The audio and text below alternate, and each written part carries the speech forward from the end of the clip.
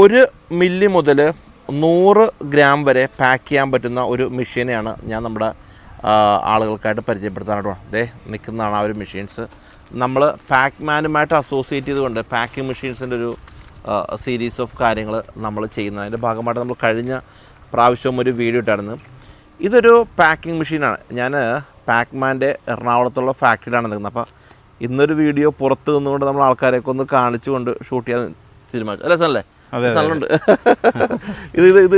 ഇതൊരു പുതിയ സാധനമല്ലോ സാറല്ലേ? ഇതെന്താ ഇത് നമ്മളിപ്പോൾ ഒരു liquid sachet filling machine develop ചെയ്തേക്കുന്ന പുതിയൊരു മോഡൽ.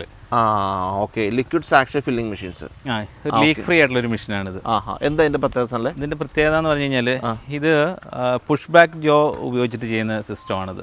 പുൾ ഡൗൺ എന്ന് പറയും. അതിൻ്റെ അകത്ത് റോളറുകളോ പരമാവധി മെക്കാനിക്കൽ കമ്പോണൻസ് കുറച്ച് കംപ്ലൈൻറ്റ് ഫ്രീ ആക്കിയിട്ട് ചെയ്തേക്കുന്ന ഒരു മെഷീനാണ്. ഓക്കെ, ഇതിൽ ഞാൻ നേരത്തെ പറഞ്ഞ 1 മില്ലി മുതൽ നമുക്കൊരു 100 ഗ്രാം വരെ ഇതിനകത്ത് പാക്ക് ചെയ്യാനായിട്ട് പറ്റും അല്ലേ? അത് തന്നെ, 1 മില്ലി മുതൽ 100 മില്ലി വരെ. ഗ്രാമിലാണെങ്കിൽ 1 ഗ്രാം തൊട്ടിട്ട് 100 ഗ്രാം വരെ നമുക്ക് പാക്ക് ചെയ്യാൻ പറ്റും. ഇത് നോർമലി ആർക്കാർക്കും ഏറ്റവും കൂടുതൽ ഉപകാരം മനസ്സിലല്ലേ? ഇത് നമുക്ക് ഈ കെച്ചപ്പ് മാനുഫാക്ചർ ചെയ്യുന്ന ആൾക്കാർ, പിക്കിൾസ്, ഷാംപൂ, കാർ ഷാംപൂ, അതേപോലെ ഓയിൽസ്, ഗ്രീസ്, അങ്ങനെ വരുന്ന ലിക്വിഡ് പേസ്റ്റ് ഫോമിലുള്ള എല്ലാ ഐറ്റവും നമുക്ക് ഈ മെഷീനിൽ പാക്ക് ചെയ്യാൻ പറ്റും.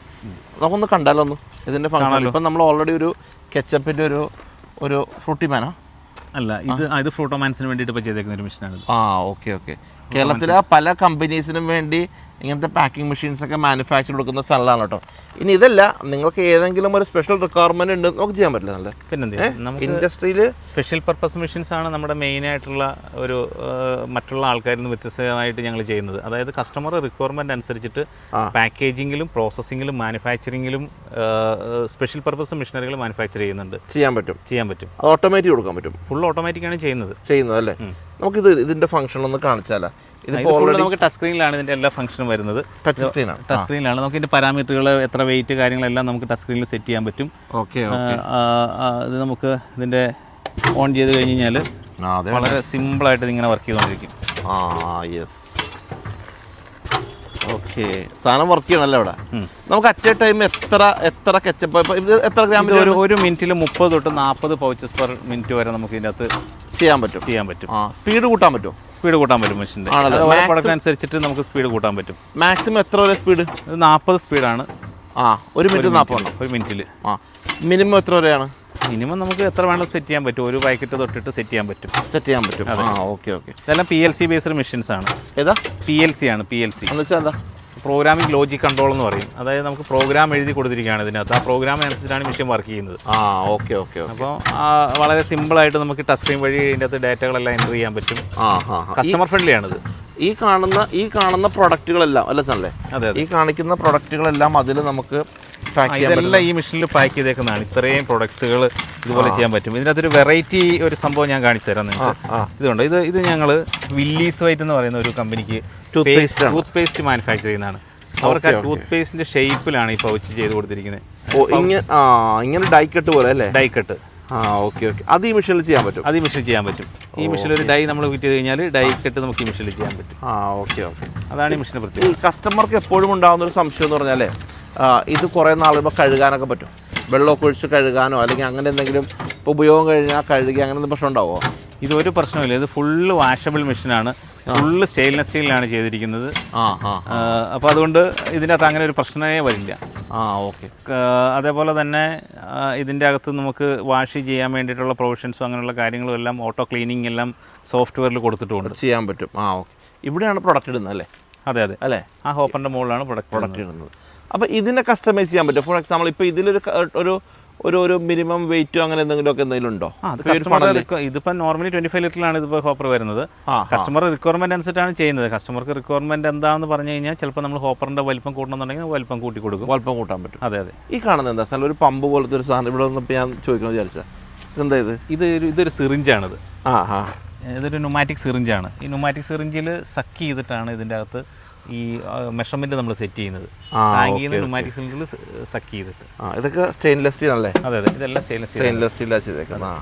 ഈ കസ്റ്റമർക്ക് എപ്പോഴും ഉണ്ടാകുന്ന സംശയം, ഇതിന് വാറണ്ടി, ഇതിൻ്റെ കോമ്പോണൻസ് എന്തെങ്കിലുമൊക്കെ പ്രശ്നം വന്നു കഴിഞ്ഞാൽ അങ്ങനെ എന്തെങ്കിലുമൊക്കെ നിങ്ങൾ എന്താ ചെയ്യുന്നത്? ആക്ച്വലി പാക്മാൻ ഇപ്പോൾ അറിയാം, നമുക്ക് കേരളത്തിൽ എല്ലാ സ്ഥലത്തും കൊടുക്കുന്നുണ്ടെന്ന് അറിയാം. ഓൾ വേൾഡ് കൊടുക്കുന്നില്ലേ? ഓൾ വേൾഡ് കൊടുക്കുന്നു. എവിടെയൊക്കെ പോകുന്നുണ്ട് സാധനം? ഇപ്പം ഏകദേശം 5 രാജ്യങ്ങളിലേക്ക് സ്ഥിരമായിട്ട് നമ്മൾ എക്സ്പോർട്ട് ചെയ്യുന്നുണ്ട്. അതെ. പിന്നെ ഇനിയിപ്പോൾ ഈ അടുത്ത വർഷം നമ്മൾ കുറച്ചുകൂടെ യൂറോപ്യൻ കൺട്രീസ് കുറച്ചുകൂടെ ഫോക്കസ് ചെയ്യാണ്. നമ്മുടെ ഫാക്ടറി ഇബാദ് കണ്ടിട്ടുള്ള ഫാക്ടറിയാണ്, ഫുള്ളി ഓട്ടോമാറ്റിക് ഫാക്ടറിയാണ്. എനിക്കറിയാം. എല്ലാ കമ്പൗണ്ട്സും ഇവിടെ തന്നെയാണ് ചെയ്യുന്നത്, എല്ലാം CNC മെഷീനിലാണ് ചെയ്യുന്നത്. അതേപോലെ തന്നെ ക്വാളിറ്റി കൺട്രോളിന് പ്രത്യേക ഡിപ്പാർട്ട്മെൻറ്റും കാര്യങ്ങളും എല്ലാം ഉള്ളത്. അല്ല, നിങ്ങളെ നമുക്കറിയാമല്ലോ വർഷങ്ങളായിട്ട്. എത്ര രൂപയാണ് ഈ മെഷീന് വില വരണേ? ഈ മെഷീൻ്റെ വില എന്ന് പറയുന്നത് 3.5 ലക്ഷം രൂപയാണ് ഈ മെഷീൻ്റെ വില. ഇതിൻ്റെ അകത്ത് കുറച്ച് കസ്റ്റമൈസേഷൻ വരുന്നതനുസരിച്ചിട്ട് വില മാറി ഈ മെഷീൻ 5,70,000 രൂപ വരെയുള്ള മോഡലുകൾ ഇപ്പോൾ അവൈലബിൾ ആണ്. ഇപ്പം നമ്മൾ ഈ കണ്ടേക്കുന്ന മെഷീന് 3.5 ലക്ഷം രൂപ വിലയുള്ള മെഷീനാണ്. കസ്റ്റമൈസേഷൻ എന്ന് പറഞ്ഞാൽ ഇപ്പോൾ ഞാൻ ഡൈ കട്ട് പറഞ്ഞില്ലേ, ഇപ്പോൾ ഡൈ കട്ട് ചെയ്യാൻ പറ്റും. അതുപോലെ തന്നെ തിക്കായിട്ടുള്ള സംഭവങ്ങൾ ചെയ്യാൻ പറ്റും. ഇതുപോലെയൊക്കെ ഒരു ഷേപ്പിലാണ് വേണമെങ്കിൽ കസ്റ്റമൈസേഷൻ ആവശ്യമാണ്. പിന്നെ അതുപോലെ തന്നെ ഈ മെഷീന് വേറൊരു പ്രത്യേകത എന്ന് പറയുന്നത് 3 സൈഡ് പൗച്ചും 4 സൈഡ് പൗച്ചും ഇതിൽ ചെയ്യാൻ പറ്റും. അതെന്ന് വെച്ചാൽ എന്താ അർത്ഥമാക്കുന്നത്? അതായത് ഇപ്പം നമ്മളൊരു ഉദാഹരണം പറഞ്ഞു കഴിഞ്ഞാൽ കെച്ചപ്പിന് ഒരു ഉദാഹരണം കാണിക്കുന്നത്. ഈ കെച്ചപ്പ് ഇതുണ്ട്, ഇത് 4 സൈഡ് സീൽ ചെയ്തിരിക്കുന്നതാണ്. 4 സൈഡ് സീലിംഗ് ആണ്. 4 സീലിംഗ് ഉണ്ട്, 4 സൈഡ് സീൽ ചെയ്തിരിക്കുന്നതാണ്. ഇതിനാണ് 4 സൈഡ് സീലിംഗ് എന്ന് പറയുന്നത്. ശരി. അത് ഈ മെഷീനിൽ ചെയ്യാൻ പറ്റും. അത് ഈ മെഷീനിൽ ചെയ്യാൻ പറ്റും. ഓക്കെ. ഇപ്പോൾ വേറൊരു ഉദാഹരണം പറയുകയാണെന്നുണ്ടെങ്കിൽ ഇത് നമ്മുടെ ഒരു ചില്ലി ഫ്ലേക്സ് ആണ്. ഇത് 3 സൈഡ് സീലിംഗ് ആണ്. 3 സൈഡുകൾ, അത് 3 സൈഡ് സീൽ ചെയ്തിട്ടുള്ളൂ. അതുപോലെ തന്നെ ഇതുണ്ട്, ഇതൊരു പിക്കിളിൻ്റെ പൗച്ചാണ്. ഈ പിക്കിൾ ഇതൊക്കെ 3 സൈഡാണ്. ഓക്കെ.